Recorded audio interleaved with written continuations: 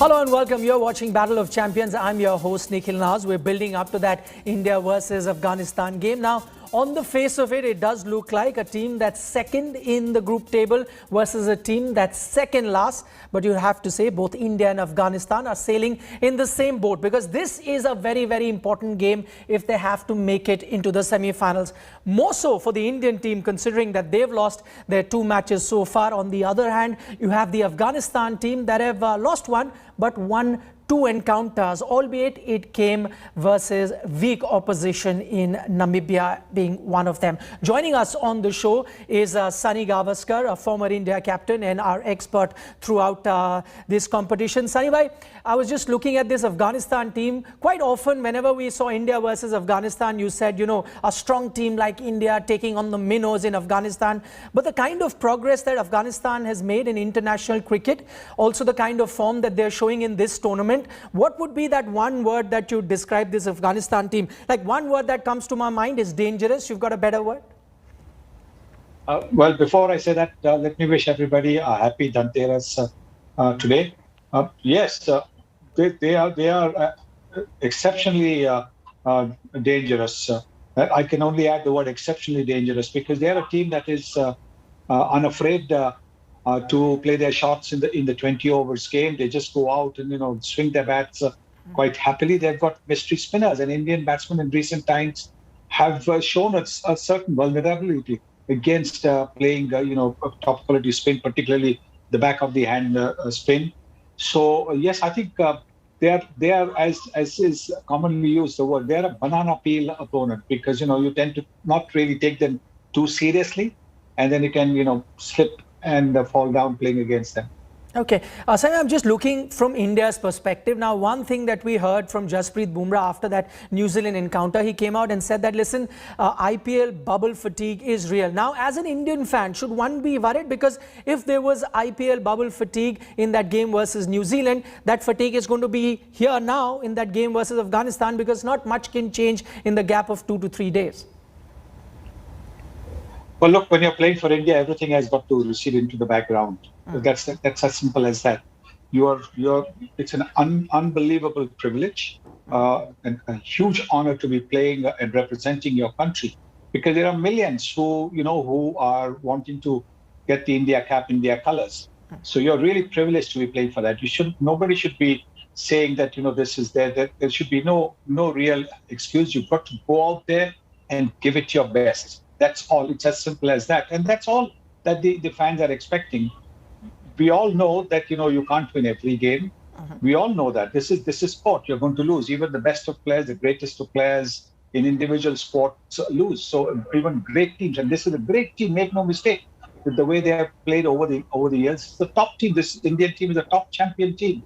But it's only in the multi-country tournaments that they have really not found their feet. So I think that is something that they need to do. And not talk of anything else. All right, let's now take a look at how the two teams stack up. As Sunny mentioned a short while ago, Afghanistan's got mystery spinners. They've got Rashid Khan, you know, with his googly. So that is going to be the contest within the contest. Indian batsmen, much experience versus the dangerous Afghanistan spinners. India will feel badly beaten here, bloodied, maybe not bowed, still 3 games remain, it isn't done. Semi-final hopes are all but over, but there is still a tournament to be played. Pakistan will celebrate, as will these 2 young men out there. First Pakistan and then New Zealand. 2 back-to-back defeats have completely derailed Team India's campaign, and now they have an upbeat Afghanistan next. Will India go in with the same top order with Rohit Sharma at 3, followed by Virat? Well, many questioned the move, but if batting coach Vikram Rathore is to be believed, it was a decision that had Rohit's approval. Who took that call? I think it's the whole management who sits together and take this call. And of course, Rohit is part of that group. So he was, of course, part of that group and that discussion where it was discussed. Chase down. The spinners have done exceedingly well in this T20 World Cup so far, but not for India, with both Ravindra Jadeja and Varun Chakravarti wicketless. Afghanistan spinners Rashid Khan and Mujib have been at the forefront of their team's success so far. While Rashid has picked 7 wickets in 3 innings at an economy of 4.74, Mujib has 6 wickets from 2 innings at an even better economy of 4.25. India will be travelling to Abu Dhabi for this match, and the ground has slightly bigger dimensions which may prompt them to contemplate on their other spin options, with Ravichandran Ashwin and Rahul Chahar in the fray. And it also India so far has had a disastrous campaign, but Afghanistan will pose another big threat, especially with their bowling. Rashid and company, in the absence of Mujib today, stopped Namibia. Sports Bureau, India Today. All right, 3 outstanding spinners that Afghanistan have in their ranks. Mujib, it was reported, was injured, but he's expected to take the field when it comes to that India encounter. Sunil Gavaskar still with us. Sunil, when it comes to playing the spinners, we saw that the Indian batsmen didn't have a great time versus the New Zealand spinners in that previous match. How do you reckon they're going to tackle the Afghanistan spinners? Because just comparing man to man, it might just be an even tougher challenge now. Definitely, yes. I think you've got to say that the Afghanistan spinner, Rashid Khan in particular, is going to be a bigger challenge than, say, an Ish Sodhi or an Imad Wasim. And therefore, India really need to step up. India really need to be aggressive. India need to get down the pitch a little bit more to counter the turn. There won't be much turn here in Abu Dhabi or for that matter in Dubai as well. So I think you've got to try and throw the bowler off by trying to step down the pitch, make him change his length, make him change his line, do something different to both these bowlers. Because if you don't do that, then they're going to bowl their 4 overs for say 25 or 30 runs, and that's going to be tremendous. Because if you bowl 8 overs for say about 50, 55, 60 runs, you've done a fabulous job for your team.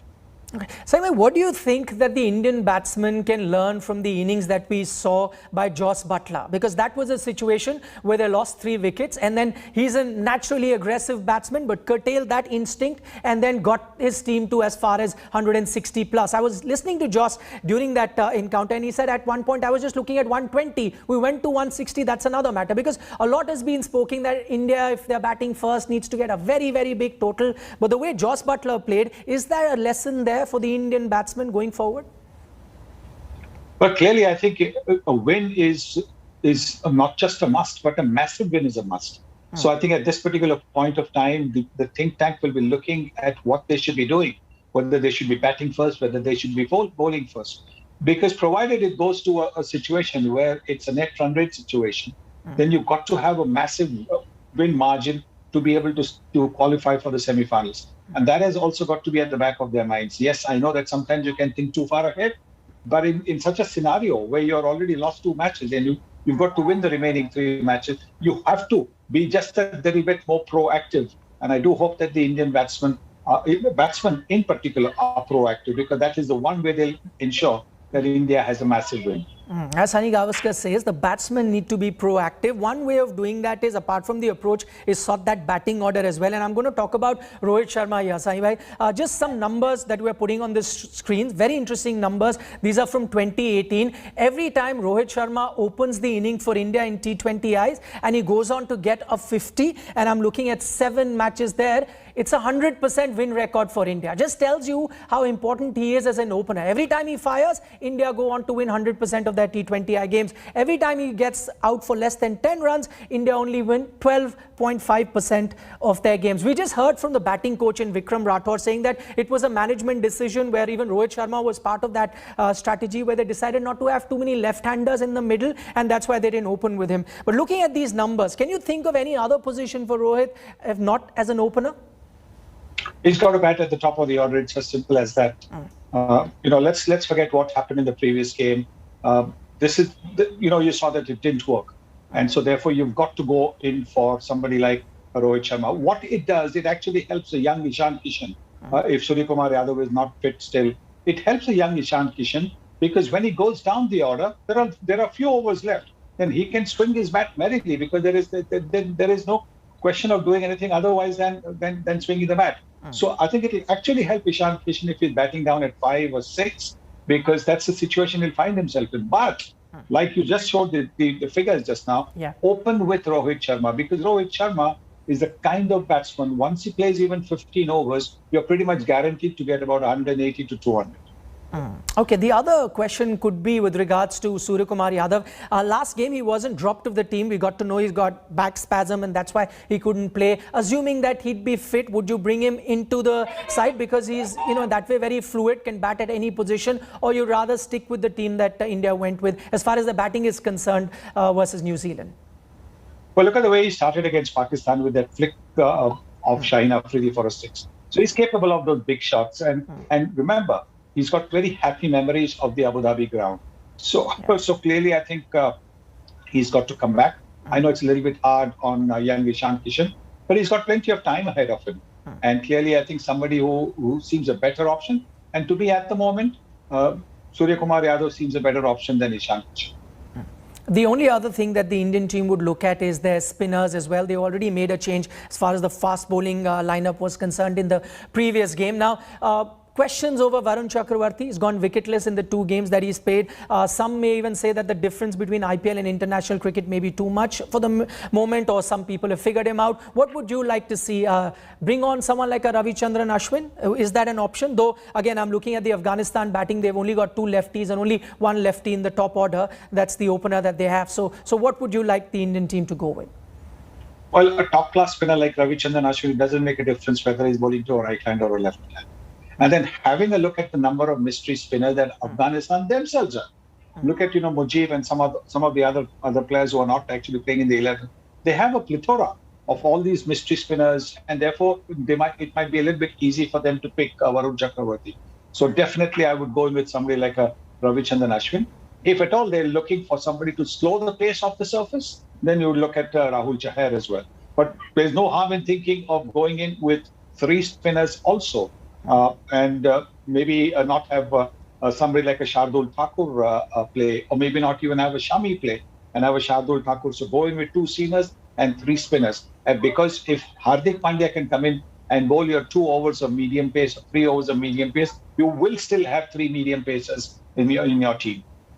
All right, that's very interesting there from Sunil Gavaskar. Says that's another option that India can go in with. Bring in 3 spinners. You could then drop Shardul Thakur. Just one question from Afghanistan's perspective, Sunil. One of their more experienced campaigner in Asghar Afghan retires in the middle of the tournament. He's the guy who's played, I think, 114 odd ODIs for his team, captained them for their first test match.